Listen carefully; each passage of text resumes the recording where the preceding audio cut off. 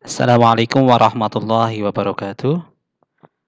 Bagaimana kabarnya anak-anak? Jumpa lagi dalam materi pembelajaran pendidikan agama Islam. Kali ini Pak Guru akan menyampaikan Nabi Muhammad SAW teladanku.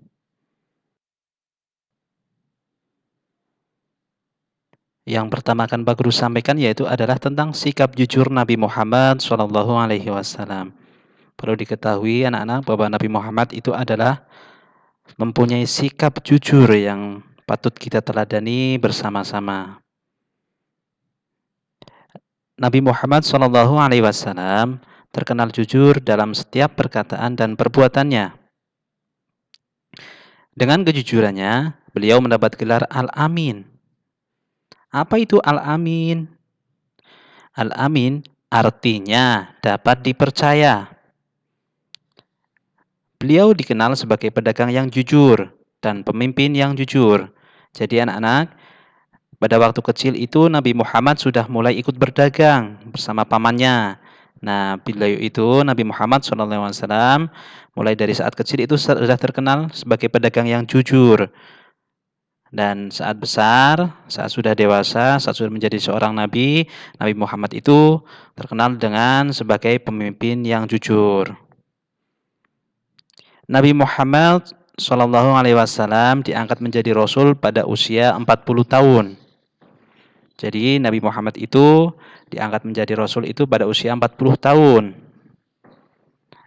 Nah, pada usia 40 tahun itu Nabi Muhammad menerima wahyu pertama kali di Gua Hiro pada malam 17 Ramadan. Nah, peristiwa itu yang biasa disebut dengan malam nuzulul Quran. Malam nuzulul Quran itu adalah peristiwa turunnya Al-Quran. Oke, untuk selanjutnya yaitu adalah keuntungan sikap jujur. Nah, perlu diketahui anak-anak, sebelum Pak Guru bahas masalah keuntungan sikap jujur, perlu kamu ketahui jujur itu apa sih? Nah, jujur adalah berkata apa adanya. Jujur itu termasuk sikap terpuji. Terpuji itu artinya baik. Jadi kalau kita bersikap jujur, berarti kita memiliki sikap yang terpuji atau sikap yang baik. Orang jujur perkataan dan perbuatannya sama.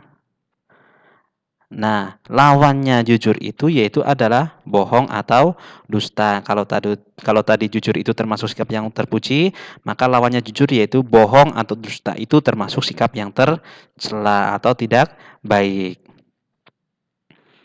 Berikut ini adalah contoh perilaku jujur. Di antaranya yang pertama, tidak mencontek saat ulangan. Kalau kita ulangan tidak mencontek berarti kita sudah melakukan sikap jujur atau perilaku yang terpuji. Yang kedua, mengembalikan barang yang kita pinjam. Kalau kita pinjam barang, sebelumnya kita harus ngomong dulu dan setelah itu kita kembalikan. Yang ketiga, jika ditanya menjawab apa adanya. Jangan sampai dilebih-lebihkan atau bahkan dikurangi. Untuk selanjutnya yaitu adalah manfaat jujur. Nah, kalau kita punya sikap jujur, itu banyak manfaatnya anak-anak. Di antaranya yang pertama, dipercaya orang lain. Jadi kalau kita punya sikap jujur, maka kita akan dipercaya orang lain. Yang kedua, mempunyai banyak teman.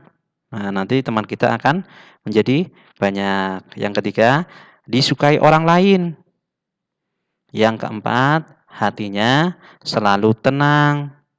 Karena kita sikapnya jujur, maka kita tenang hatinya. Yang kelima, rajin dan semangat dalam beribadah. Yang keenam, mendapat kasih sayang Allah. Nah, ini yang paling utama. Kalau kita mendapat kasih sayang Allah, maka hidup kita itu akan tenang, tentram, dan bahagia.